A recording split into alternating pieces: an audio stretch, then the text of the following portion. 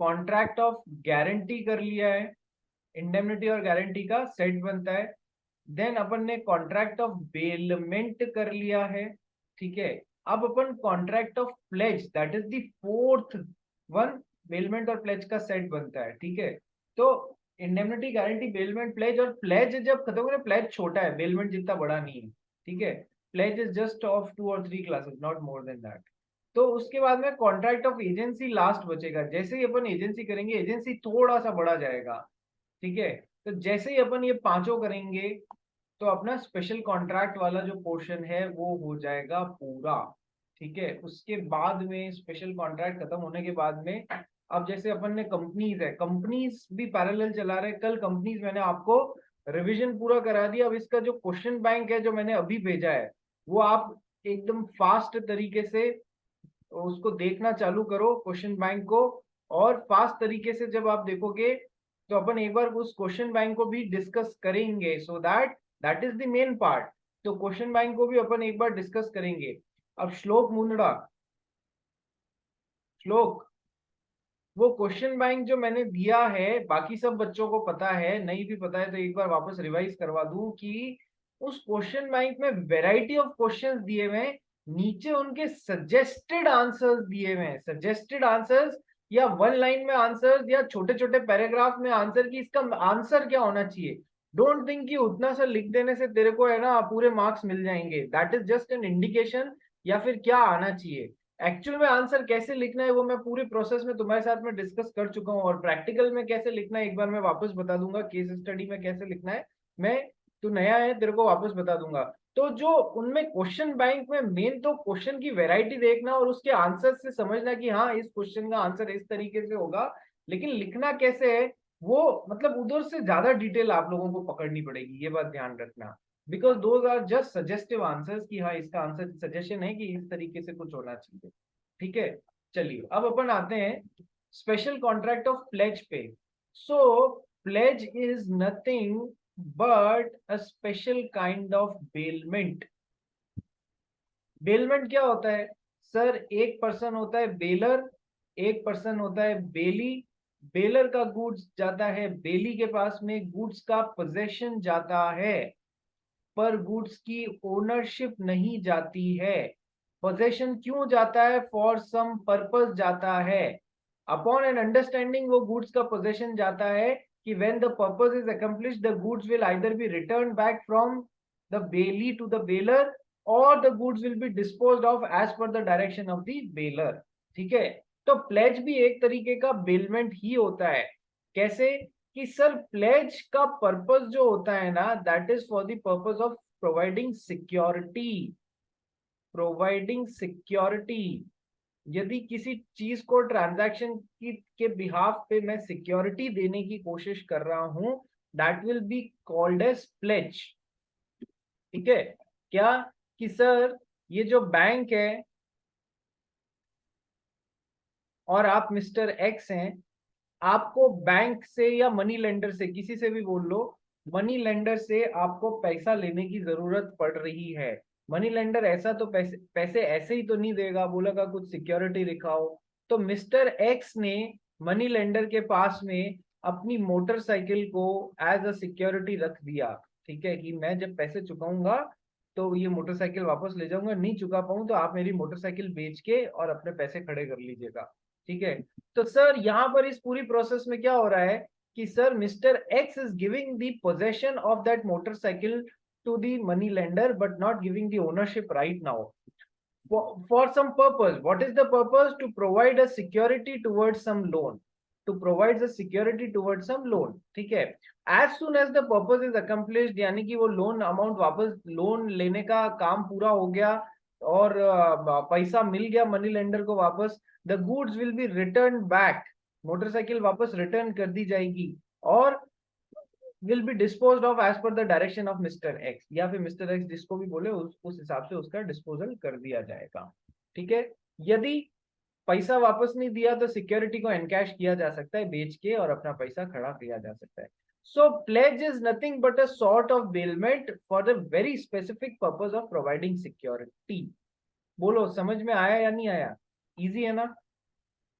तो सर जैसे उसमें बेलमेंट में अपन ने पढ़ा है कि नाम बेलमेंट और दोनों पार्टीज का नाम है बेलर और बेली, वैसे ही यहां पर प्लेज में प्लेजर, प्लेजी, पावनर, पावनी, किसी भी टर्म से बोला जा सकता है। प्लेजर, प्लेजी, पावनर, पावनी, प्लेज के अंदर ये पैरेलल टर्म्स बेलर, बेली, प्लेजर, प्लेजी, पावनर, पावनी। ठीक है, तो ये वाला तो हो गया जिसका माल जा रहा है दूसरे के पास में for the purpose of security, और जिसके पास में जा रहा है वो ये बंदा हो गया।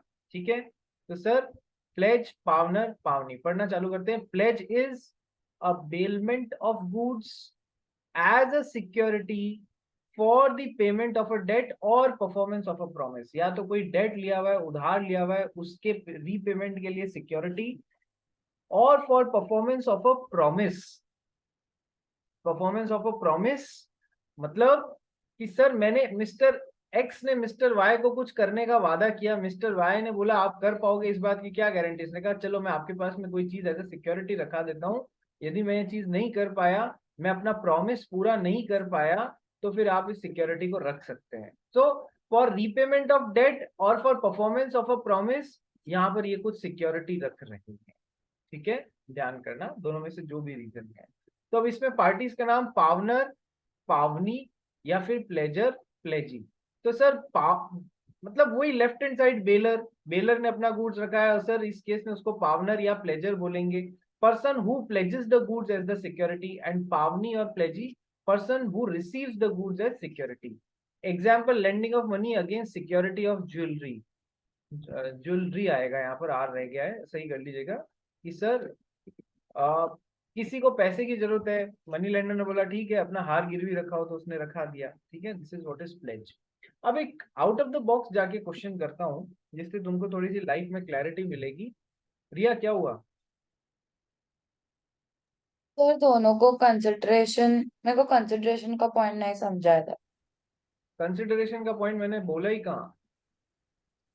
नहीं बट ऐसे ही मैं बोल रही हूँ, दो लोगों के बीच में अग्रीमेंट होता है तो कंसिडरेशन, थोड़ा हाँ, कंफ्यूजन हो रहा तो है इधर है ना बेलमेंट और pledge. Consideration, it is a contract, it is a special contract of pledge.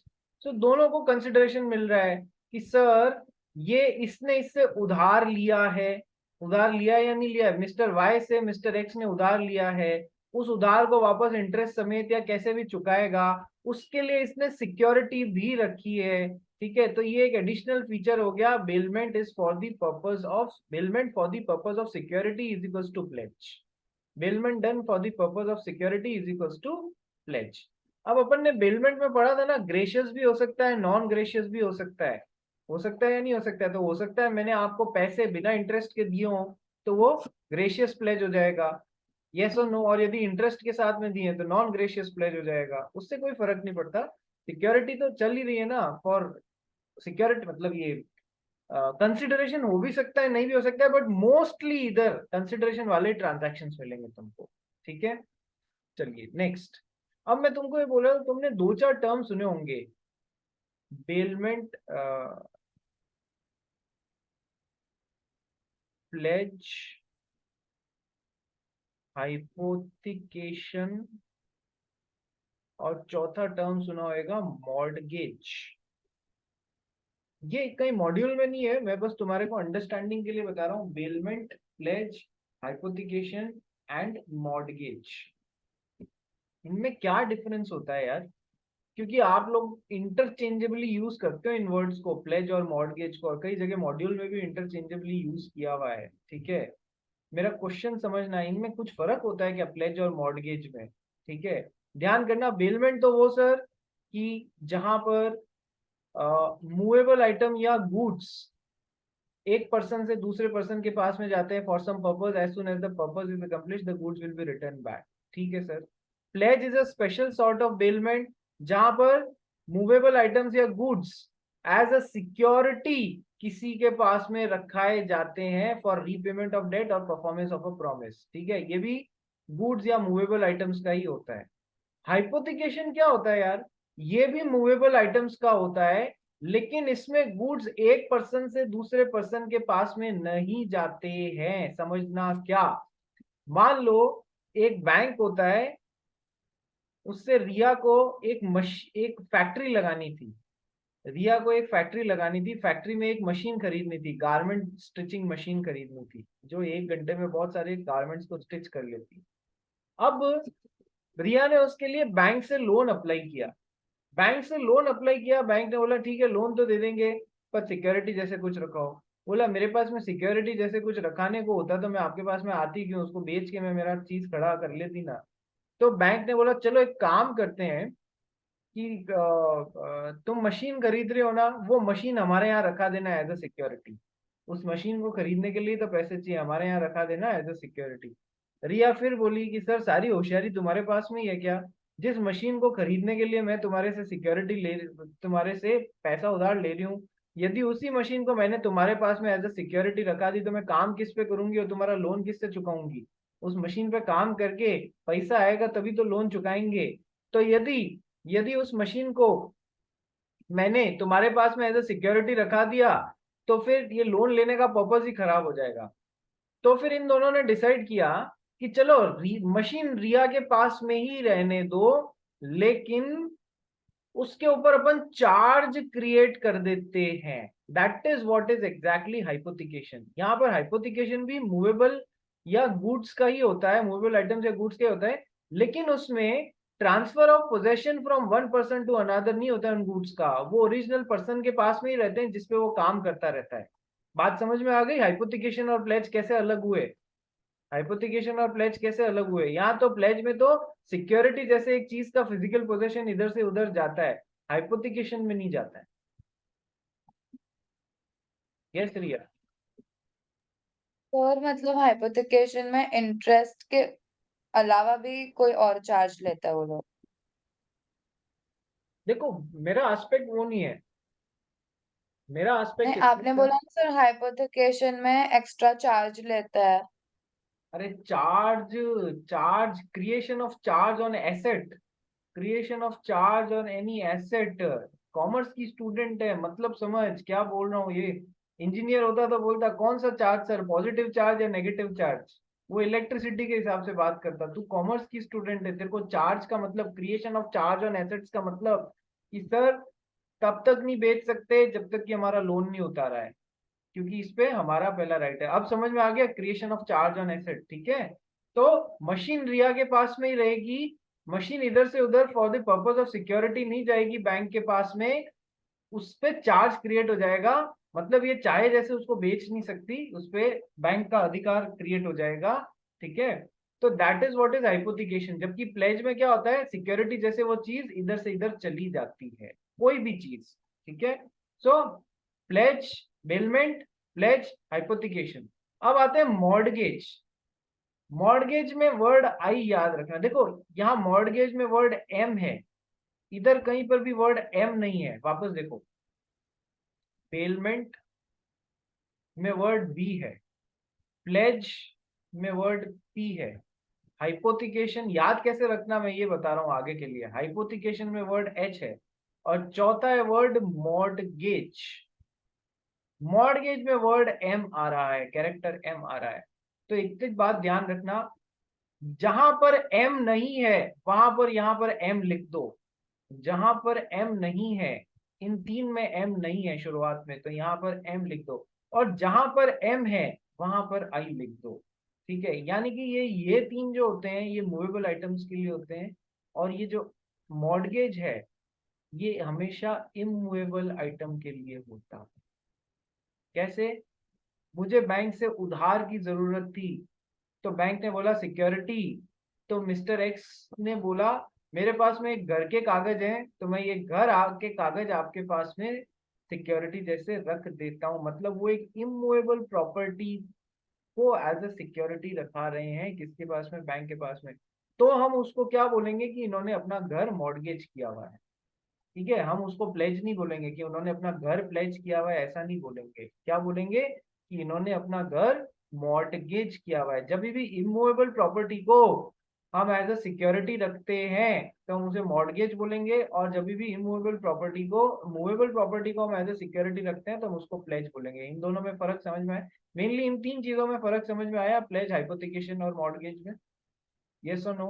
Module में नहीं दिया हुआ है, पर तुम लोग है ना, बीइंग माय स्टूडेंट, लॉ के स्टूडेंट हो, तो तुमको इन चीजों में कहाँ कौन सी टर्म काम में लेनी है तुम लोग को पता होना चाहिए। बड़े आगे भाई। तो सर हम तो पढ़ रहे थे pledge. Pledge is a special type of bailment of goods done for the purpose of security for repayment of debt or performance of a promise. ठीक है, ध्यान रखना पावनर और pawnor. Let's come to the essential elements of a contract of pledge, कि pledge में क्या क्या essential elements रहते हैं। तो सर प्लेज जो है वो क्या है sir? It's a special kind of bailment itself. तो सर बेलमेंट के जितने भी एसेंशियल एलिमेंट्स होते हैं वो सारे के सारे प्लेज में भी प्रेजेंट होने चाहिए। बात समझ में आती है? वहां जो याद किया वो यहाँ पर भी तुम्हारे काम आ जाएगी। लेकिन भगवान के लिए एग्जाम में ऐसा मत लिख देना यदि essential elements of a contract of pledge आ जाए, कि आप ऐसे मत लिख देना कि जो बेल प्लेज एक तरीके का बेलमेंट ही होता है, तो उसमें जो भी बेलमेंट के एसेंशियल एलिमेंट्स है वो सारे यहाँ पर भी होंगे, उसके अलावा ये होना है। मैडम और सर्स प्लीज उनको भी मेंशन, इस लाइन के बाद में उनको भी मेंशन करना जो बेलमेंट के एसेंशियल एलिमेंट्स हैं, ताकि तुम्हारे को नंबर पूरे नहीं मिले, पूरे मिले, सॉरी। हाँ, वैसे कर दिया तो पूरे नहीं मिलेंगे, शॉर्टकट मार लिया तो पूरे नहीं मिलेंगे। ठीक है?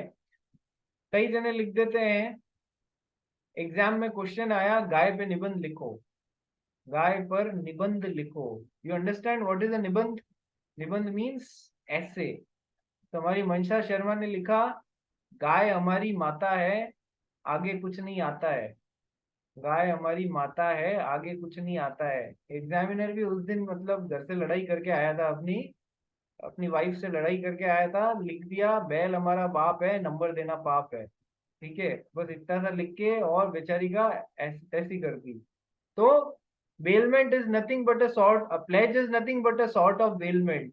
तो एग्जामिनर लिख देगा जिस पेज नंबर पे पढ़ा है नंबर वहीं से ले लेना। ठीक है, उसी पे अपने नंबर देख लेना। तो ऐसा मत करना, पूरा का पूरा जो मेंशन करना है वो मेंशन करना। चलिए आगे बढ़ते हैं। असेंशियल एलिमेंट्स की सर, इसीलिए मैंने यहाँ पर एक नोट डाला है, if in exam essentials of pledge comes then mention all the points of bailment as well. आगे purpose of bailment.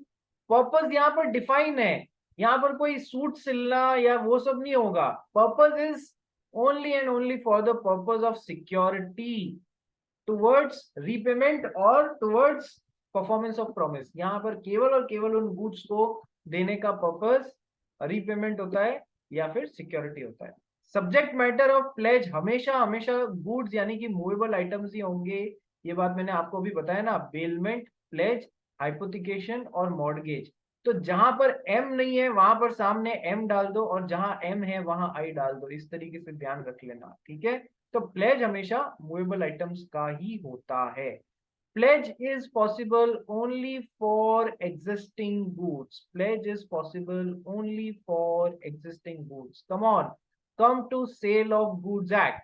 Cell of goods act में टाइप्स ऑफ गुड्स कौन से बताए हैं? बताना स्टार्ट करो, बाइफरगेशन। झील बोल। Existing goods, हाँ, contingent goods, and future goods. Existing goods के बाद में क्या बोला? Contingent goods and future goods. Existing goods, contingent goods and future goods. Very good. Existing goods में क्या क्या आता है शेट्टी? एग्जिस्टिंग गुड्स का फर्दर सब सेग्रीगेशन बताओ शेट्टी।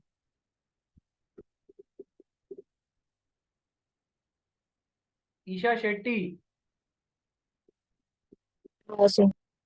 एग्जिस्टिंग गुड्स का सब सेग्रीगेशन बता। एक तो वीडियो ऑन करो, श्लोक, ईशा और कनक। खाना खाना अलाउड नहीं है क्लास करते हुए।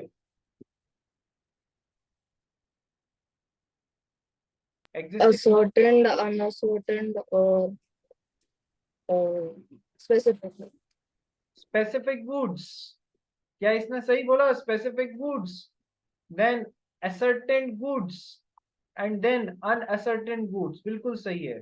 शेट्टी कहाँ चली गई? क्या है, क्या खा रही थी ये बता। कॉफी पी रही थी। जोर से बोल। कॉफी पी रही थी। कॉफी पी रही थी। अकेले अकेले कॉफी पीने से पाप लगता है, ध्यान रखना। चलो नेक्स्ट। तो sir pledge is possible only of existing goods. Existing goods जो है ना बेटा, ये उन्हीं का हो सकता है, ठीक है। कोई फ्यूचर गुड्स, जो गुड्स एग्जिस्टेंस में नहीं है तो उनको कैसे गिरवी रखाओगे यार किसी के पास में। या कंटिंजेंट है, गोलीबाजी कर रहे हो, ऐसा होगा तो मुझे गुड्स मिल जाएंगे, कंटिंजेंट है, ऐसा इवेंट होगा तो मुझे गुड्स मिल जाएंगे, तब आप उसको ले लेना, गिरवी रख लेना। नहीं, जो है सामने, जो सामने है उसी पे बात होगी। एग्जिस्टिंग गुड जो है उन्हीं पे बात होगी। Have you heard a saying that a bird in pocket, a bird in pocket is better than two birds sitting on the tree.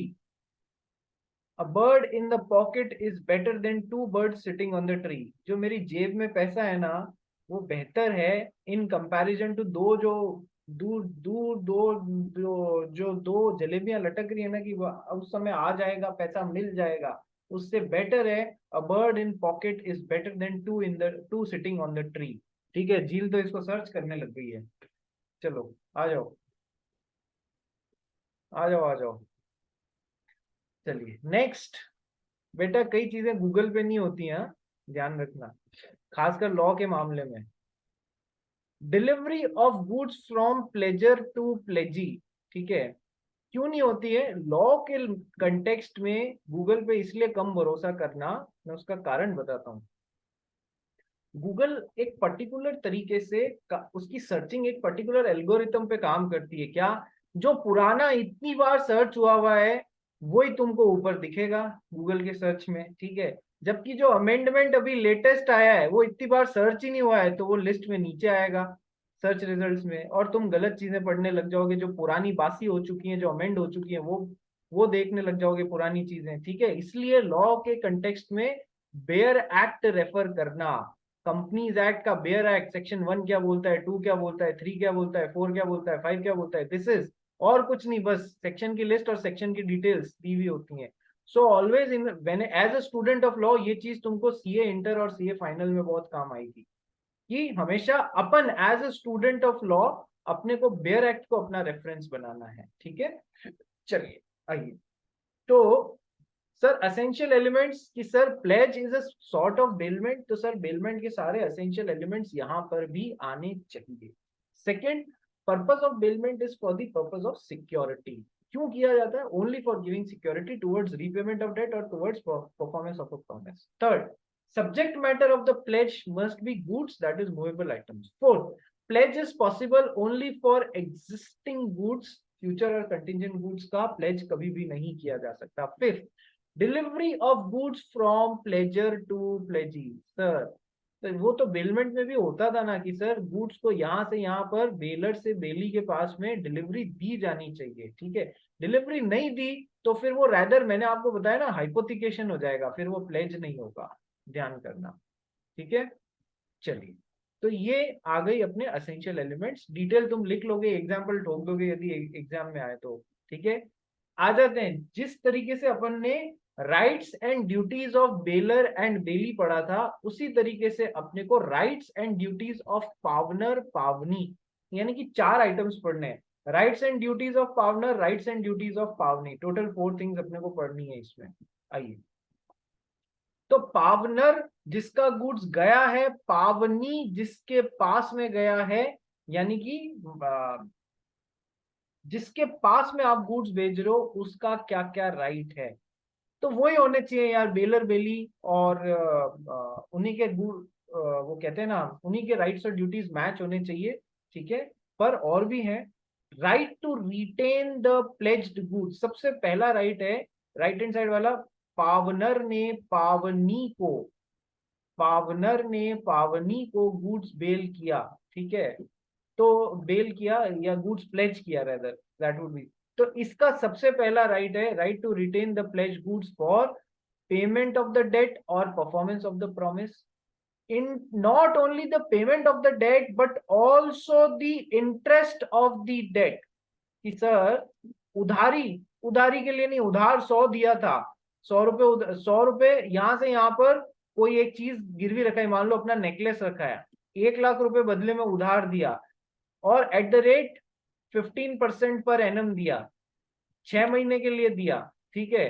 यानी कि यहाँ पर 1 लाख रुपया तो जब तक नहीं आ जाता तब तक उन गुड्स के ऊपर ये अपना छोड़ने का राइट नहीं, मतलब लियन का राइट एक्सरसाइज कर सकता है, ठीक है। लियन, इसे बोलना क्या चाहिए, ये गुड्स को तब तक अपने पास में as a right of lien रख सकता है जब तक कि मेन पैसा वापस नहीं मिल जाए, मेन पैसे के अलावा इंटरेस्ट भी जो उस पर ड्यू है वो भी नहीं मिल जाए, तब तक भी इन गुड्स को अपने पास में पावनी रख सकता है।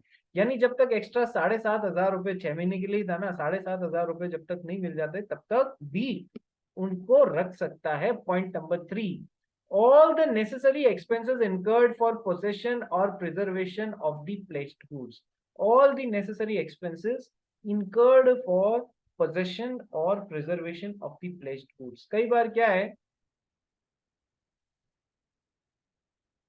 है हमारी रिया के पास में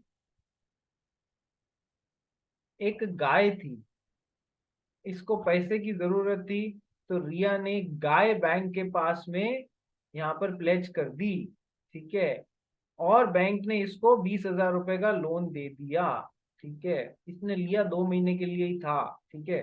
अब 2 महीने तक इस गाय का जो भी खाने पीने का खर्चा, चारे का, दवाइयों का, डॉक्टर का जो भी खर्चा है, बैंक 20,000 रुपए प्लस इंटरेस्ट है मान लो 1,000 रुपए का वो भी वसूलेगा, प्लस इसके गाय के चारे पानी पे भी मान लो 1,000 रुपए खर्च हो गए इन 2 महीनों में, वो भी वसूल सकता है। जो उस प्लेज्ड गुड्स की सेफ्टी सिक्योरिटी प्रॉपर तरीके से रखने के लिए जो एक्सपेंसेस हो रहे हैं वो भी वसूल सकता है, ये बात ध्यान रखना। यानी कि प्लेज्ड गुड्स पे right of lien for repayment of debt और परफॉर्मेंस ऑफ प्रॉमिस, यदि कोई डेट है उस पे इंटरेस्ट के लिए भी उन गुड्स को रखा जा सकता है दबा के अपने पास में।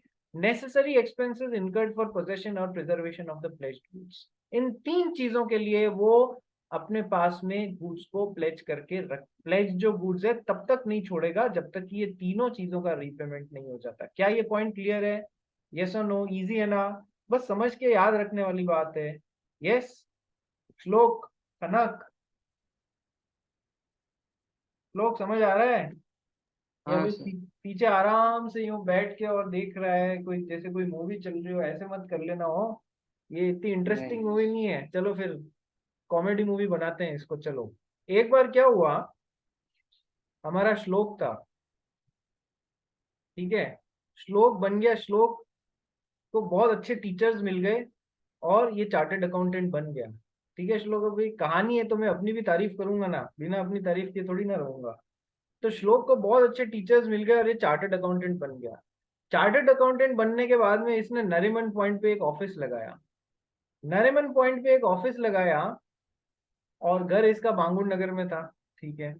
नरीमन पॉइंट पे इसने ऑफिस लगाया, तो अब most of the corporate big corporates are having their offices there, और चार्टर्ड अकाउंटेंट्स की सबको जरूरत पड़ती थी, तो इसकी सर्विसेज बहुत अच्छी चलने लग गई, ठीक है। खूब पैसा छापा इसने, ठीक है।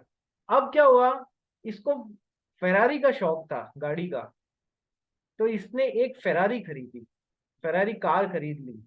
अब श्लोक को एक महीने के लिए, श्लोक को एक महीने के लिए कहते हैं ना विदेश टूर पे जाने की इच्छा हो गई कि बहुत पैसा छापा यार, चलो कहीं बाहर घूम के आते हैं। तो इसने स्विट्जरलैंड घूमने का मन बनाया, स्विट्जरलैंड घूमने का मन बनाया, तो पीछे से इसको लाइक वो हो गई, क्या नाम है, वो कहते हैं ना फिक्र होने लग गई कि यार मेरी फेरारी कहाँ खड़ी करूंगा मैं, क्योंकि मैं एक महीने कहीं चला गया, पीछे से किसी ने इसका स्क्रैच मार दिया या कोई कांच तोड़ दिया। तो इसने एक दिमाग लगाया, इसने कहा मैंने है ना मोदी सर से इंडियन कॉन्ट्रैक्ट एक्ट पढ़ा हुआ है, तो चलो उसको काम में लेते हैं प्रैक्टिकली। क्या काम में लेते हैं, इसने एक बैंक को अप्रोच किया, बैंक को अप्रोच किया श्लोक ने कि मेरे को है ना 2,000 रुपए का लोन चाहिए, बैंक बोला ठीक है सर, आप तो चार्टर्ड अकाउंटेंट है, पर इतना कम लोन क्यों? नहीं नहीं, बस 2,000 रुपये कम पड़ रहे हैं किसी पर्पस के लिए, मुझे 2,000 रुपये का लोन चाहिए। ठीक है, कितने दिन के लिए चाहिए सर? कि सर मुझे just I need it for से 2 मंथ्स। ठीक है सर, ओके सर, कोई सिक्योरिटी दे दीजिए, अभी इतना छोटा अमाउंट है तो भी हमको सिक्योरिटी लेनी पड़ रही। तो श्लोक ने कहा चलो आप एक काम करो, आप मेरी फरारी रख लो।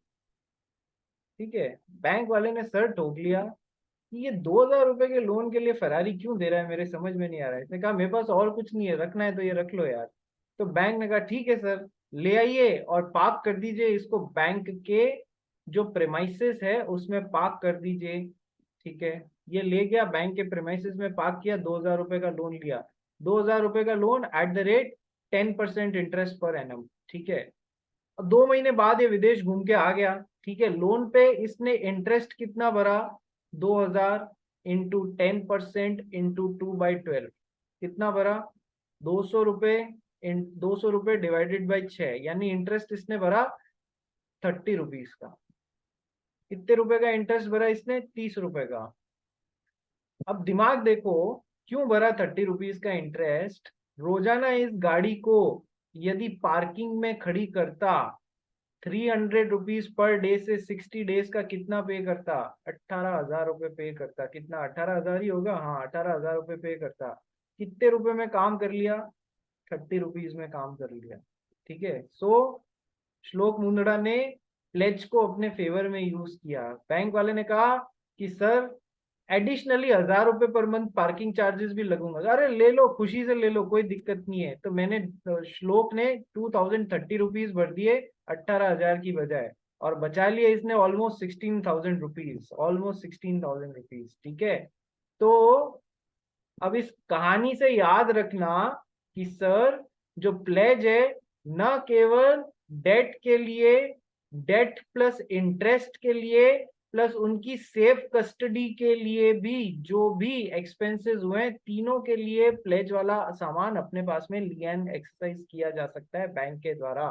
अब याद रह जाएगा, but you can use it for your favour. यदि दिमाग है तो उस चीज को अपने फेवर में काम ले सकते हो, जैसे कि श्लोक मुंदड़ा ने लिया। श्लोक, ये इतनी अच्छी कहानी का मतलब तब निकलेगा जब तू अच्छी पढ़ाई करेगा और सच्ची में सीए बन के फरारी लेके आएगा। ठीक है, अदरवाइज कहानी कहानी रह जाएगी।